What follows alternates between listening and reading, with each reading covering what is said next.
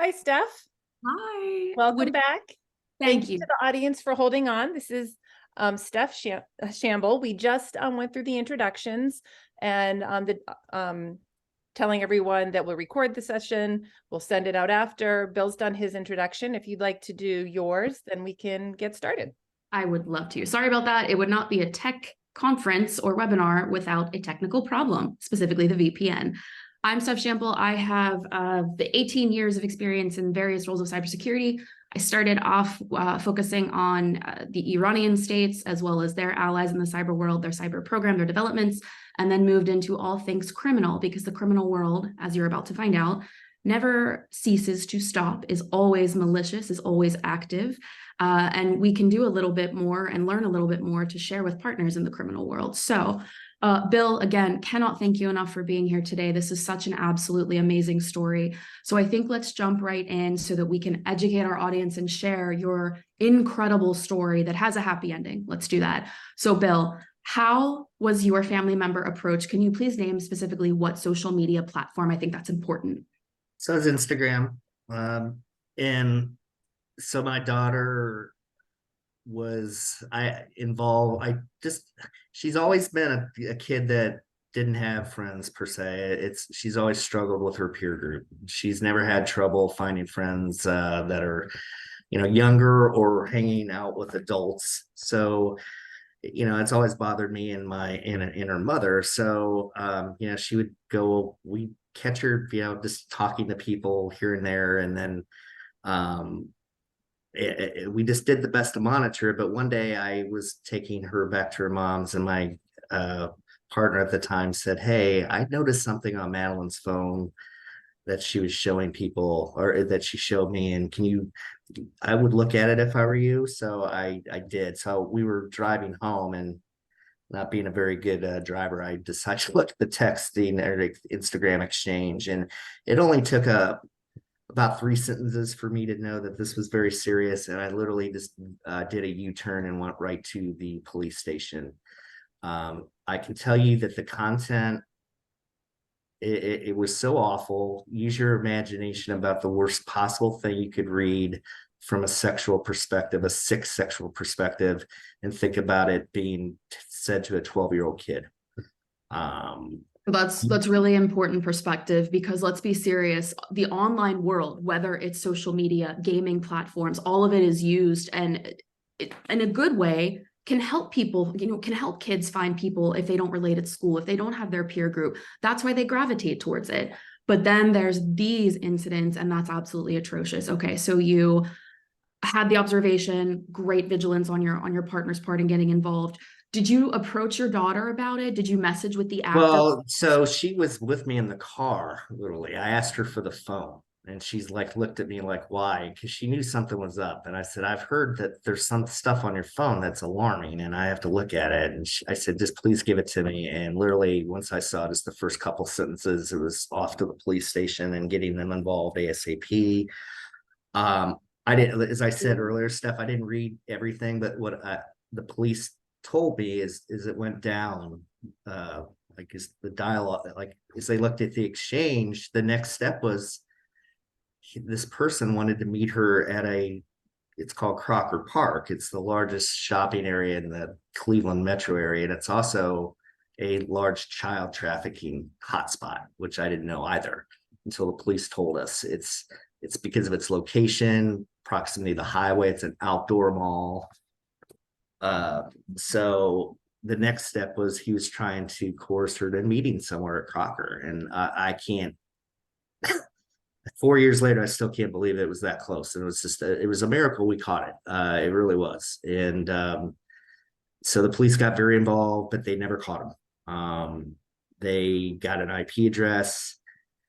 They worked on it for about 4 months.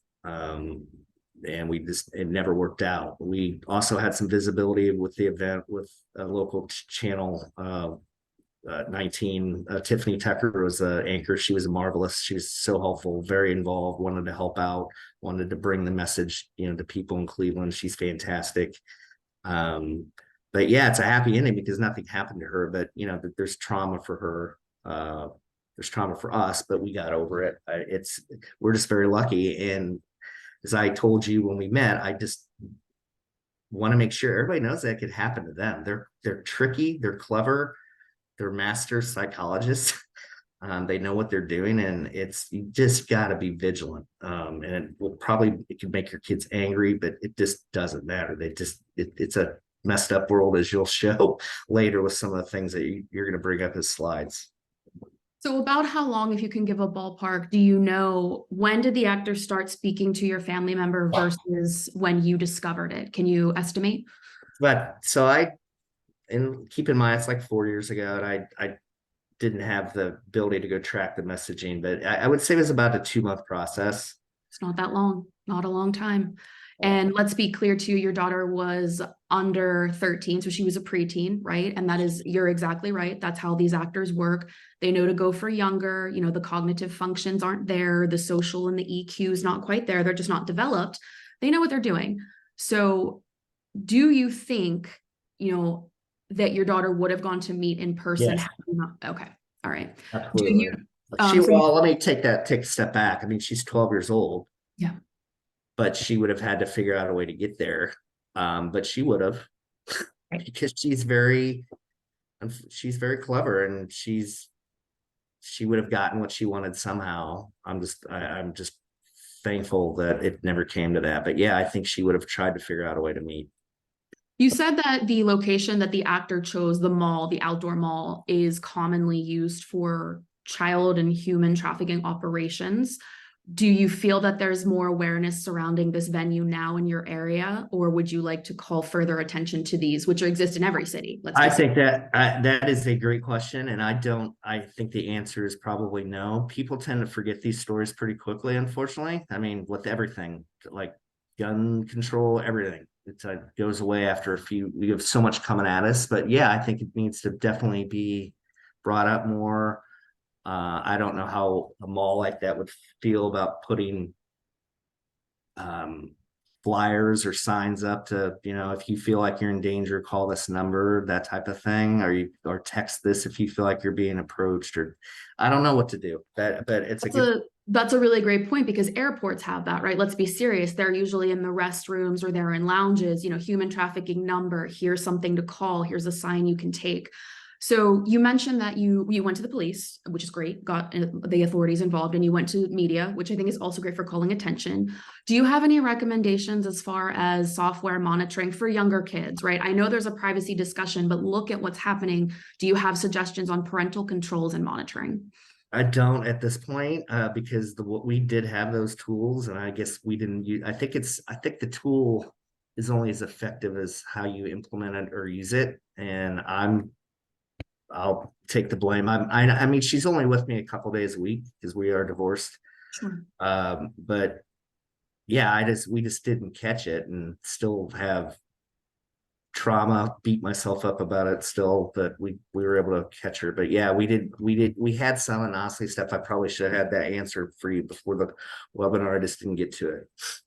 No, it's all good. I think, this is not to beat yourself up over. This is important to reflect, to teach lessons, because Bill, 4 years ago, tech and social media weren't what they are now. Let's be serious. There were issues, of course, we're seeing that, but it evolves so much. And these kids, we just talked about how clever, how resilient, how intelligent they are. But, parents have to try to stay one step ahead, and that's impossible. So this is the point of this webinar, why we're sharing, what we want to educate. How about her school, Bill? We didn't touch on that. Did you talk to her school afterwards? Did you share this news with other kids? How's the school doing in this role? The school really didn't do much. We told them, we notified them, but we really got nothing else out of them. I know the police were very frustrated that they just couldn't find the perpetrator, because the police that read you could just see the rage in their face, like when they read the whole thing. And but no, we didn't really get much out of the school.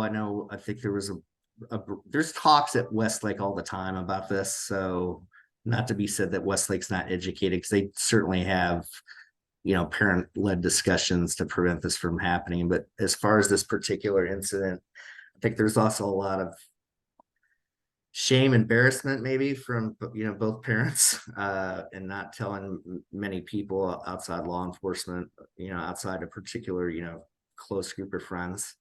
See, and that's another issue that we need to fix with public education, because parents are not omnipresent. They can't be everywhere. Neither is law enforcement, neither are schools. Again, this is not a finger pointing exercise. It just goes to show, with how quickly tech moves and how available it is, especially to kids, we have to try to stay on top of it. We have to share our notes, we have to share our groups and share our resources, because no one can do this alone. No one at all. So what would you hope the takeaway message is now, having spoken to the media, law enforcement, the venue, schools? What do you want to tell our audience as far as how to address this in the future, monitor their current kids' activity? What are your thoughts there? So I would sit down with your kid and just have a discussion about it. I try to get educated as much as you can, about what's out there, what people are doing, and just have a discussion and just say, hey, have you ever had anything like this happening? Have you been approached? I mean, just really is, the parents know their kids better than, anyone, and whatever format you think would work the best, I would try that. And when something like happens, like you're about ready to show a story, make sure your kid's aware about it. Yeah. Make sure your family's aware of it and your friends are aware of it. I don't think there's any silver bullet right answer. I just think it's really awareness. I think it's trying to be involved as much as you can with your child, and then knowing that something might be off. Yeah. You don't know what it is, but you sense something's off. And Yeah. you act upon that. That's what happened here. That's what saved us, is that something just seemed awry off. And it's, the analogy I use is everybody has a pet. When your pet's sick, you just know something's off with them. It doesn't matter what. And I think the same is with your kid. Something's bothering them on their mind if you have a good relationship, but it's also embarrassing for them and scary for them. So I think the other thing is you have to make sure that that whatever you tell them, whatever is going on, you're a parent, we love you, we want to protect you, we want to help you. There's nothing to be embarrassed about. These things happen. These people know what they're doing. They're psychopaths, sick people, and that's all I can do. The biggest thing, Steph, is wish I had better answers, but it's just, it can happen to any of us. It could happen to any parent. It doesn't matter. And You're very right. That it could happen. And so yeah, I was hoping just to build a little bit more awareness, and I'm more than welcome to talk to anybody off this call. If they want to just talk to me one-on-one, I'm more than happy. You can give them my contact information. But yeah, I just want to save a kid, prevent this from happening. It's so awful for the family. Yeah, it's still tough to talk about 4 years later. I believe it. I believe it. And that's why we have to be thankful that you are. We talk to our kids about everything, right? There's nothing else we haven't done. So you have sex, drugs, alcohol, smoking. Now we have active shooter drills in schools, right? So maybe there is something to be said there that we could get cyber drills in schools. It's got to maybe start to be part of the curriculum, because these kids have devices sometimes before they're even out of the womb, right? They have social media accounts. And again, that's not malicious activity on the part of the parents or family members, but they don't know what they're setting their kids up for. And you're so right that awareness and education is the most essential part. So on that, I have some slides I'd like to share, Bill, because before we move on, there's a question for Bill. Sure. Yeah. One of our audience members would like to know, now that your daughter is 16, how is your relationship about privacy and transparency between you, your co-parent, and your daughter? That's a good question. I mean, obviously she's 17, she's a teenager, and communication can be tough, but I think she learned. We constantly talk to her about it, because she's still not socially mature for a 17-year-old. So we have to be very, very careful about monitoring her still. And like I said, I'm only with her a couple of days a week, so it's harder. And then unfortunately it's on her mom, and mom's busy as heck too. So it's just really having a constant conversations. Fortunately, I don't think fortunately is the best word to use, but she almost was taken, and she got a second chance. Most kids don't.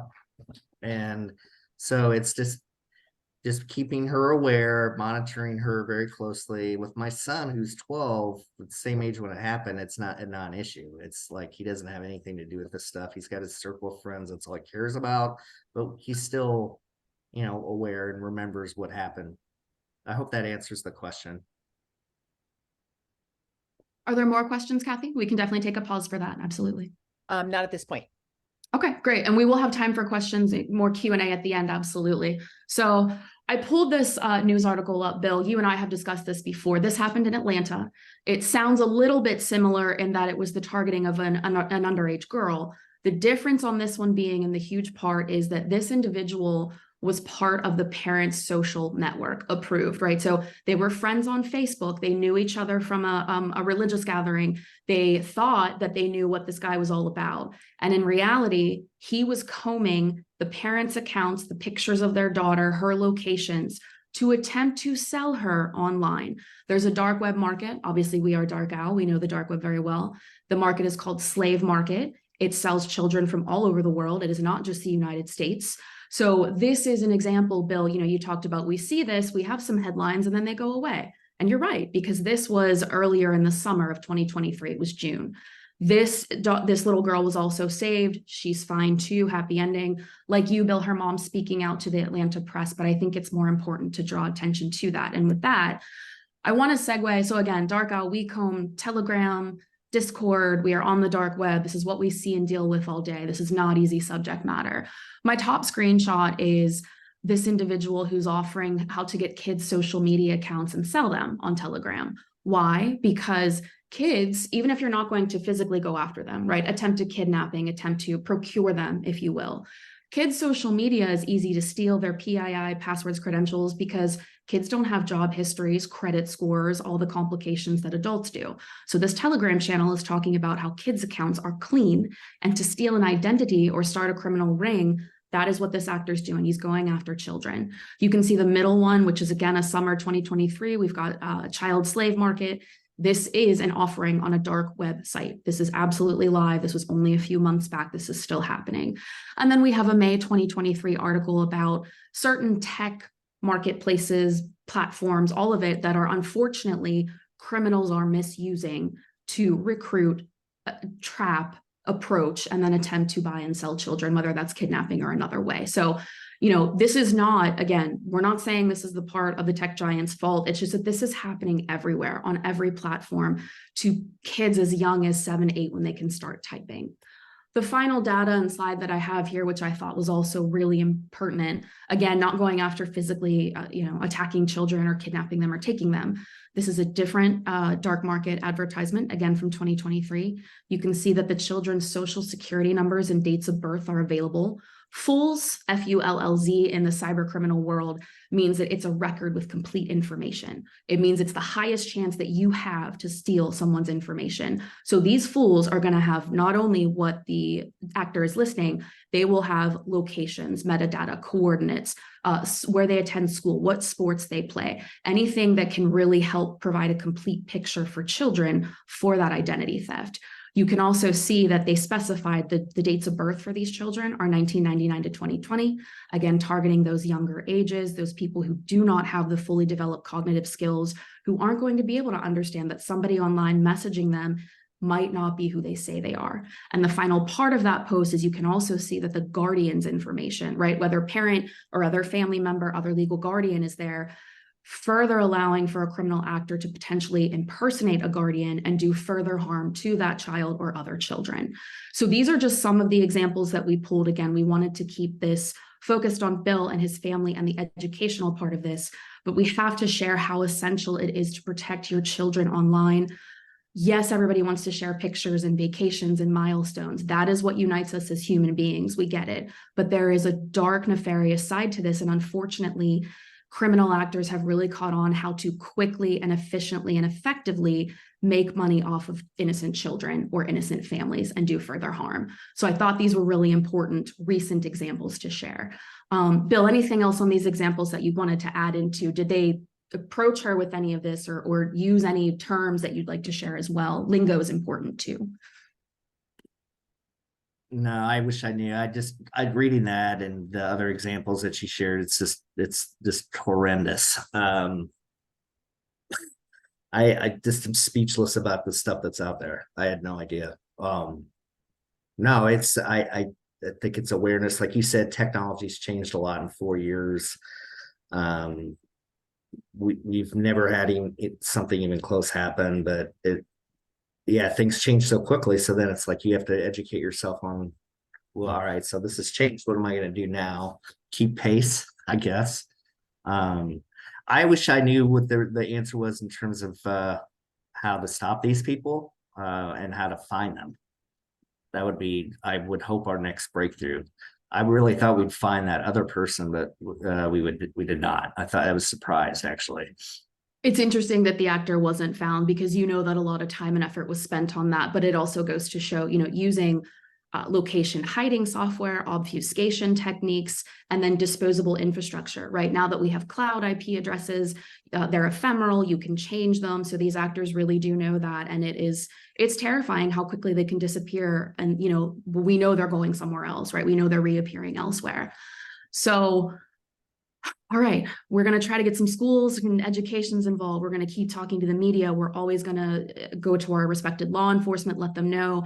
I think that vocabulary bill is one way that we can do this. There are definite repeated terms that criminal actors will use. It's in all operations, not So just— what are they to be like, or is it not appropriate for this forum? I think that might be good to share. Maybe, so this is obviously going to be recorded. Why don't we put some terms together, and whenever we publish this, let's have it in writing for people so that they can copy paste, put them into their parenting software, implement them live, right? And then we can kind of keep a running list and also gain feedback from the audience, undoubtedly parents and cyber professionals in our audience who are going to watch this. So let's keep that a growing task and list, which also facilitates continued conversation. We don't want this to fall apart, fall away. We want to keep it visual. Yeah. Yeah. Bill, could you answer? Someone would like to know, what was the response from Instagram? Did you get a chance to speak to them about the problem? I forget about that. That's a great question. I know we alerted them. I know the police took care of that. It made them aware of the problem. I can find out what Instagram went back and said. It's like it says, it's been a while. But yeah, I know that they did some things on their end. And I know the police were involved to try to figure out how to find them. But yeah, that's really all I know about, what Instagram did. I kind of took my hands off it and let the police just do their job. As much as I wanted to, take over. That had to be hard to sit back and let someone else take action on this. But again, they were probably well-versed, so that had to be really difficult. And I think that's a good point to share. There's nothing about this process that's going to be easy. It's uncomfortable. It's terrifying. It's traumatic. So let's focus on that too. And just really, talk to your families about it. Talk to mental health professionals too. It's really traumatic.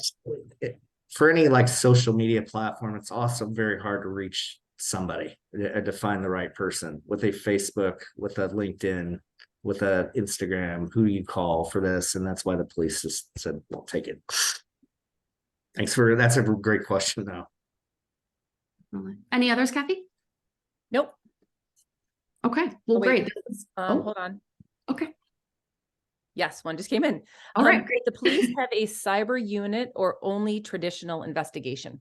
It's a great question too. Traditional investigation. It's it's a large community that I live in here, Westlake, Ohio. But it was just traditional.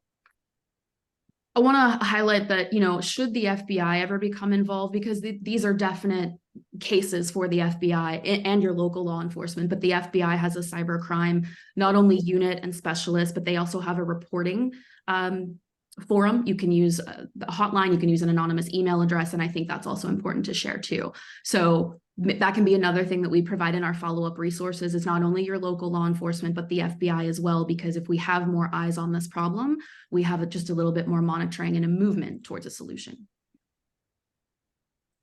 Any others, Kathy? Just give people a second to type. They're probably I'm sure it may be difficult to have the data to confirm, but how often are these bad actors caught on the dark web in these instances?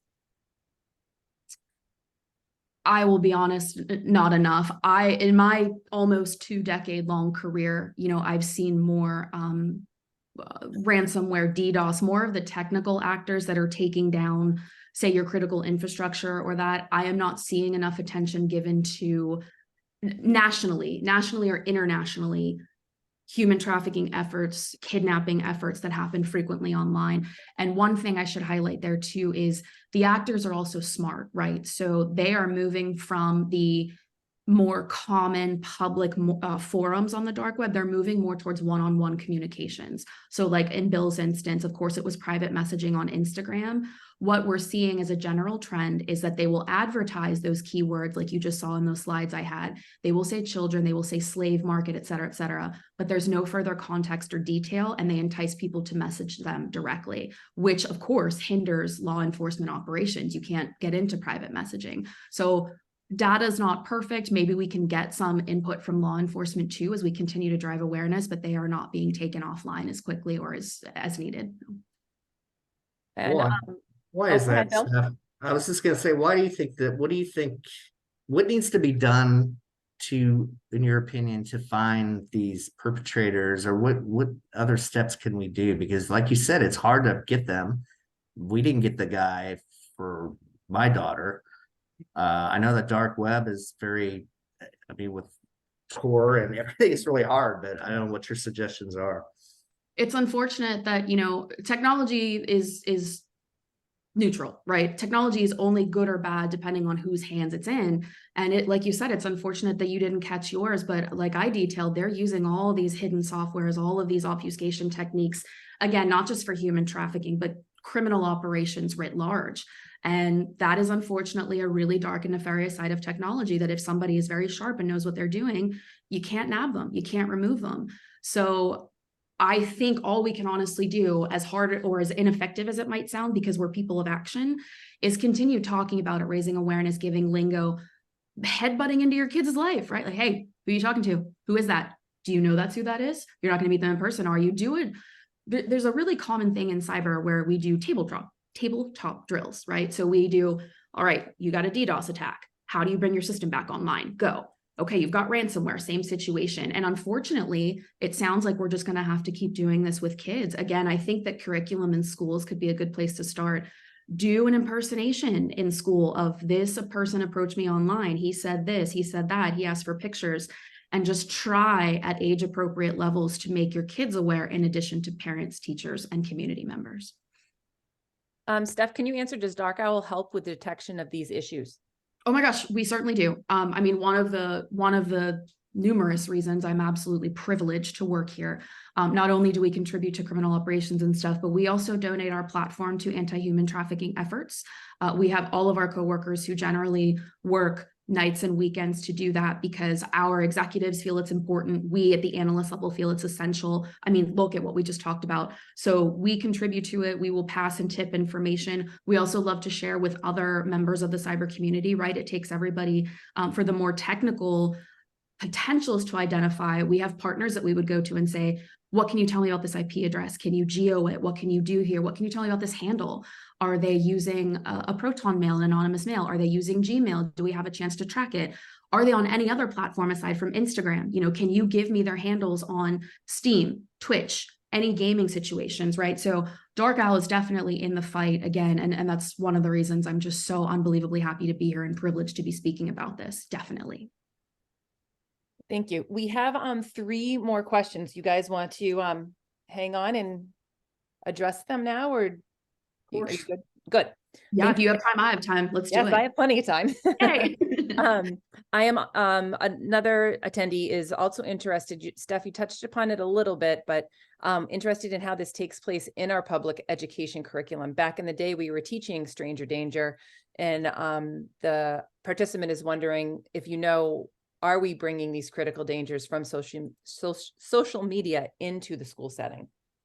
I'll be honest, you know, I don't have kids in a school setting or a system. I don't want to speak writ large to that. I'm sure that there are various areas of the country that are trying to take the don't talk to strangers, don't go into a white van, don't take candy from strangers. I am sure that those efforts at certain levels are occurring. But what we need is a national united one, right? We need a formal mandate to have this curriculum and have these teaching incidents in schools, as well as, you know, a church, a mosque, a synagogue. Maybe you could touch on those community places on weekends or nights, Boy Scouts, Girl Scouts. I mean, the opportunities for education are endless. I don't know of anyone that's doing them minus individual grassroots efforts, but let's build on it. That's the point of this. So are there programs that DarkOwl's put in place for that, or is that something that has to be developed?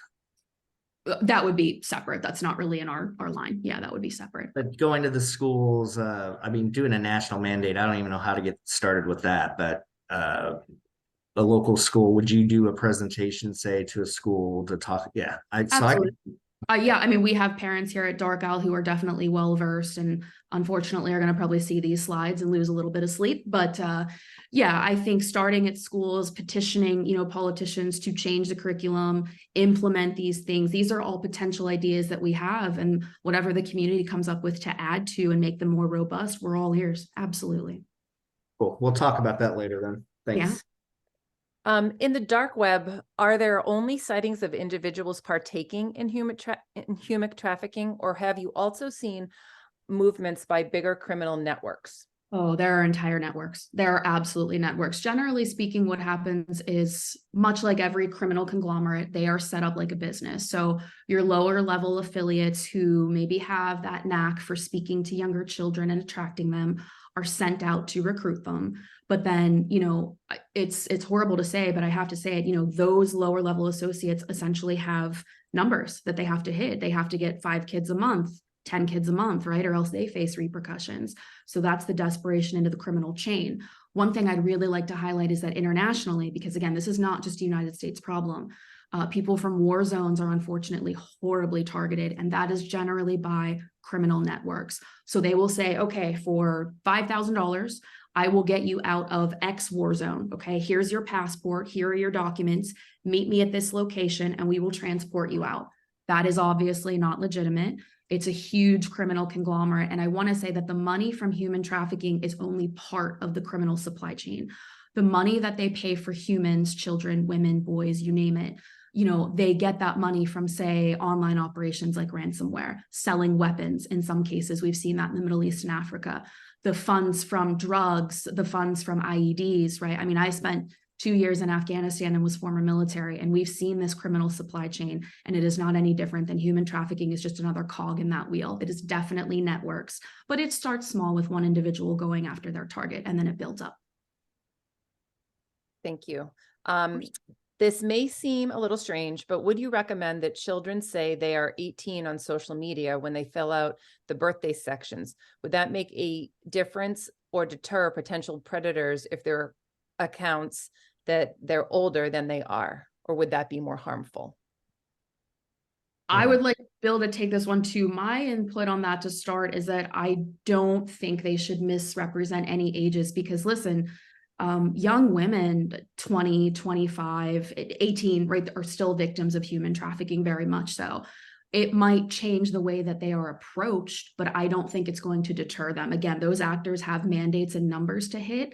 And I don't think that saying you're 18 or 19, if you're 13 or 14, is going to make a difference. Bill, how about you? I don't think it matters whatsoever. I think they don't care. As Steph said, I mean, you know, you see signs everywhere about abduction in college bars. It's in particular now, which I've been told.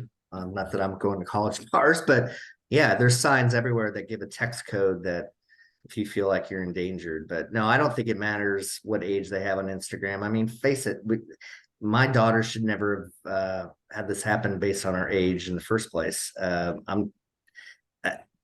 I don't think it matters at all. Agreed. Okay.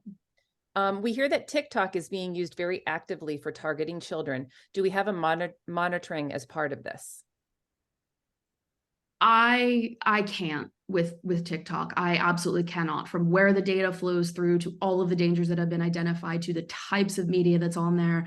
That is a personal choice. I scream at my nieces and nephews and brothers and sisters-in-law, get off TikTok. But that is a personal choice. And so that would have to be monitoring on the part of the parents, guardians, et cetera, et cetera. But that is a platform of, whew. Oh, I know completely. But what do you say to them to get them off? It's like everybody, I've never used it. Probably should, but what do you say to them to prevent them? I mean, they're kids. The peer pressure is intense just to share videos and such. That's a tough one.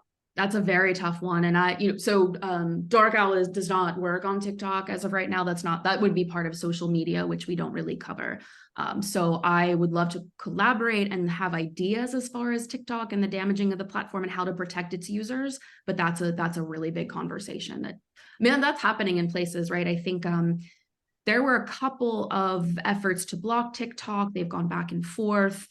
Obviously there's some privacy issues there. Citizens would be up in arms. That is a very hard question, but it needs to be discussed. Absolutely. Great. And our last question, Bill kind of leads in a little bit to the peer pressure and the support. Thank you for your courage to share your story. How did your daughter's friends react and support her and support themselves? Curious of the support.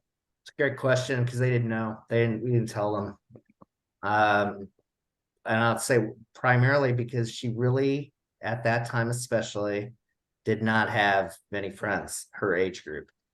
We definitely talked to my ex-wife's closest friends. I know that they knew about it, so they could talk to their kids privately. But yeah, it was a very private issue. It was very traumatic for her, but it's just having those conversations like organically, as opposed to doing a big, broadcast about it just because of the nature of it. So yeah, it was she didn't really have many friends to discuss it with, just to be frank.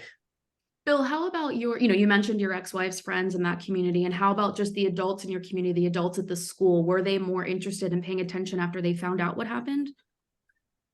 The ones that you shared it with. I realize you said it was private. Don't know because they're not my friend group anymore. I would say knowing the women and knowing the women that they would have heard, I know they would have cared greatly and did everything they can to make sure that their kids and then their friends with their kids. I mean, they're all good people. It's everybody was horrified by it.